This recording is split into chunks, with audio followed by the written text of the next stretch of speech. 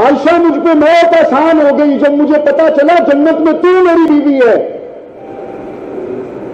2200 حدیثیں میری ماں عائشہ نے امت کو دی ہیں۔ علماء سے پوچھیں تو بتاتے ہیں آدھا دین سارے صحابہ نے امت کو دیا اور آدھا دین تنہا عائشہ صدیقہ نے امت کو دیا۔ اور اہل تشیع کے علماء کرام نے یہ فتویٰ دیا، گزشتہ کل یہاں بات آئی کہ اہل تشیع کے علماء نے یہ کہا ہے کہ اہل سنت کے مقدسات کی توہین حرام ہے۔ یہ کہ اہل تشیع کہتے ہیں اہل سنت کے مقدسات کی توہین حرام ہے۔ اہل سنت کہتے ہیں کہ حضرات شیخین اور امہات المومنین بالخصوص حضرت ابوبکر صدیق کی توہین گستاخی کفر ہے۔ میں کہتا ہوں ماننا نہ ماننا یہ بات کی بات ہے۔ ان فتاوی جات کی روشنی میں آج کی اس محفل سے 2 میسج جانے چاہیے، جن میں سے پہلا یہ ہے کہ اہل تشیع اور اہل سنت اس بات پر متفق ہو جائیں کہ اہل سنت کے مقدسات کی اگر کوئی گستاخی کرتا ہے تو اس کو کم از کم عمر قید ورنہ اس کو سزائے موت دی جائے۔ اس پر تو دونوں کو دستخط کر دینے چاہیے۔ میرے سامنے اگر کوئی پرچہ رکھتا ہے کہ جی اہل بیت کے گستاخ کے لیے آپ کیا لکھتے ہیں، میں لکھتا ہوں موت۔ ہم بھی ایک پرچہ لکھتے ہیں کہ صحابہ کے گستاخ کے لیے آپ کیا لکھتے ہیں، تو وہاں بھی موت لکھنا چاہیے۔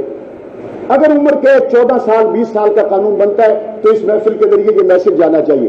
دوسرا جو میں اس محفل کے ذریعے میں مشائخ اس بڑی گدی سے وابستہ احباب کے ساتھ ساتھ ہمارے ضلع کے سب سے بڑی درسگاہ جامعہ عثمانیہ سے میرے استاد مولانا زاہد انور صاحب تشریف فرمائیں، میں اپنے اساتذہ اور شیوخ کی موجودگی میں جو عرض کرنا چاہتا ہوں، ہمیں محرم کے اندر اتحاد اتفاق اور امن کی شکل کو قائم کرنے کے لیے سرکاری اداروں کو پرائیویٹ سیکٹر کو بڑا متحرک کرنا پڑتا ہے۔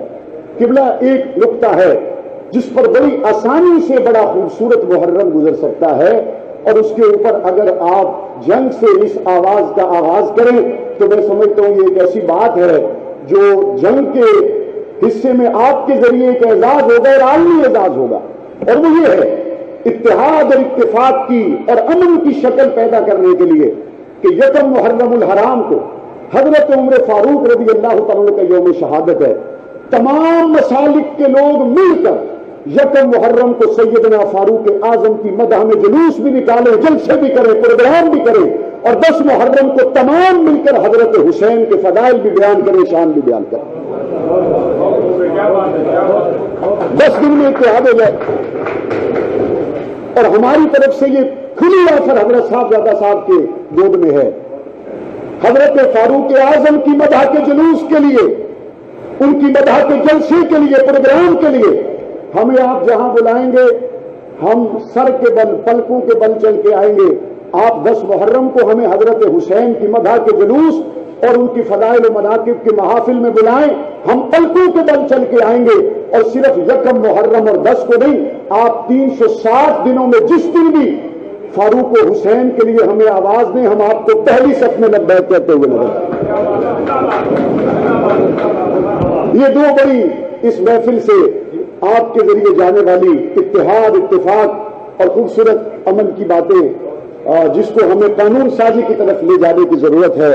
اللہ تعالی ہمیں دنیا میں بھی اور آخرت میں بھی صحابہ کرام اہل بیت الزام، اور میں یہ کہوں گا یہاں پہ اہل سنت جو موجود ہیں ان سے بھی کہوں گا، ہم کربلا کا واقعہ جب 10 محرم کو بیان کریں نا تو علی کے بیٹوں کے ساتھ انصاف کریں، علی کے بیٹوں کے ساتھ ظلم نہ کریں، ظلم نہ کریں۔